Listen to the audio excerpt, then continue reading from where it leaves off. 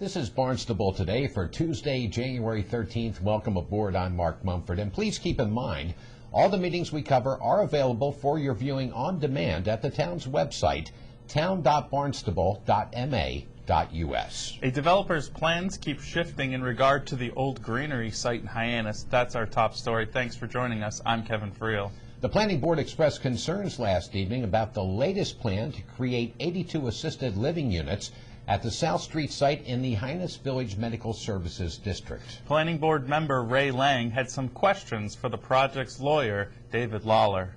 That's again is pure conjecture, but I'm certain. Well, I think the purpose of my question is that when we first saw this building, it was very clear, the proposal was very clear. It was going to be condominiums and a medical on the first floor. Mm-hmm. And then as we got into the so-called modification stage, it was not quite clear what this building was going to eventually enclose in terms of uses. And so as a consequence, you had said to us when we first talked to you about this program that if you were going to continue it as a nursing home, you wouldn't even have to have a regulatory agreement, so to speak, because it was just a continued use of what was already there. So in my mind, that's different than what we originally had talked about.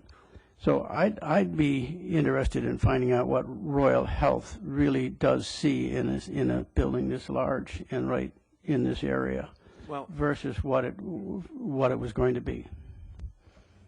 I mean, as I said before, we wanted to put 42 condo units up.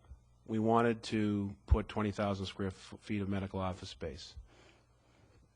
Things changed. The economy changed. It was no longer viable, and we decided, we put our heads together and determined what would be the best use of this building. We could just leave it vacant and wait 15 years to see if things turn around, or 5 years, or whatever it takes. We have people right now who are willing to place money and resources to develop this into 82 or less assisted living units. Well, you're calling it assisted living, and that's why my question is here: is it assisted living, or is it? It's assisted living. It's in one of these facilities they have rehabilitation, so there must be. Mr. Lang, what I gave you is a copy of the. I'm sorry if I didn't explain it well. Is a copy of what Royal Health does. That's why I thought you gave it to us. They do more than one. That's the entire. That runs the entire gamut of their services, and it was just as a. I know that Ms. Penn had asked that for information as to who would be running the facility. And during the public comment portion of the process, a South Street resident offered his perspective on the latest proposal. Thank you. My name is Victor Skendi. I live on South Street. Some time ago, we were presented with a plan for the development of the greenery. Was to increase the height by another story and to build 42 condominium units, which were described as high-end luxury. The reason we were told for the demolition of the 2 duplexes was in part because they were blighted and because they were the scene of drug activity. If that were the criteria for demolition in the town, an awful lot of buildings would be bulldozed today. We weren't happy about the increased height, but we saw it as a trade-off. 42 units owned by residents in the neighborhood would have a stake in the neighborhood. We saw that as a beginning of redevelopment in the east end of town.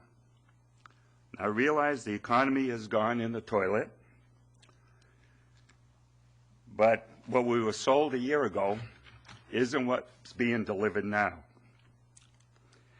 I doubt if 4th story would have been approved if you had been told that you're going to have 82 assisted living units in that building. What we have now is an empty lot on School Street, for future development. We don't have any idea what that development's going to be. It's going to come back sometime in the future. And I'm not smart enough to have a solution to this, short of reinflating the housing bubble. I do know that what we bought isn't what's being delivered tonight. The Planning Board voted to continue the public hearing in regard to the Greenery project until their meeting on February 23rd at 7 p.m. Meanwhile, Site Plan Review hears a proposal to construct a 500,000-gallon water storage tank for the Cotuit Fire District off Newtown Santuit Road. Engineer Russ Kleekamp of the firm Stearns & Wheeler outlined the project for Site Plan Review. The project we're proposing is an elevated water storage tank for the Cotuit Fire District. The need for this tank was developed through the Massachusetts DEP requirements for elevated water storage for municipal water systems. Along with the current storage deficit, one of the two existing tanks is getting quite old. It was built back in the 1930s. And it is anticipated at some point in the future that tank will have to come down. So the sizing for the 500,000-gallon tank was based on the current deficit, along with the tank's going to be taken offline in the future. We might as well build something now so we don't have to come back and build either a replacement tank or a third tank in the future. The siting of the tank was located on a fire district-owned parcel.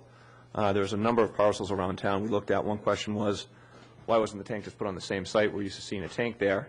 In order to get the pressure requirements and improve the fire flows around town, similar to us putting a tank on this site, it would have cost approximately $700,000 more if we put the same tank on the same site as one of the existing two tanks. We did look at some other sites. This site, after all was said and done, had the best soil conditions to support a structure with this weight. It gave the best hydraulic benefit to the system, and it was overall the best choice for the tank location.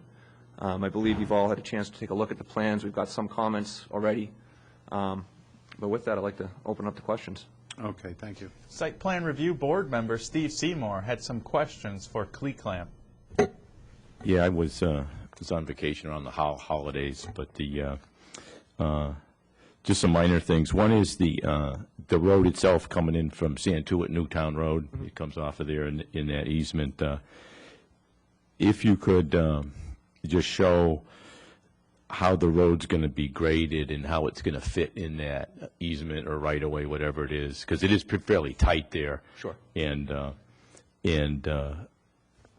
so that we don't put any water off of your property onto any abutters, which is part of the site plan review process. So it's a 20-foot wide parcel now, and probably what we're proposed to do. We have a 12-foot wide access road coming in through that parcel, then it opens up to 16 feet wide once we get into the site. We can provide a cross-section showing us some berms and some stormwater containment for that area. With the 12-foot wide road, that should be 14. With the two berms on each side? Yeah. Yes, Yeah. we're not going to reduce the 12-foot. Right. It should be 14 feet wide for fire department access. At a minimum, 14 feet wide? Yes, paved, yeah. Administrative approval for the Cotuit water storage tank is anticipated once some loose ends are tied up in regard to roadway drainage and lighting to satisfy the Massachusetts Aeronautic Commission. On the meeting schedule here in Town Hall tonight, it's a school committee workshop in the hearing room at 7. Tomorrow, the Planning Board meets at 6 p.m. in the Selectmen's Conference Room, and then at 7, it's the ZBA in the hearing room. Also coming up tomorrow evening, it's Old Kings Highway meeting in the West Barnstable Community Building starting at 7. Thanks for joining us today. I'm Kevin Friel. We'll meet you right back here tomorrow. I'm Mark Mumford.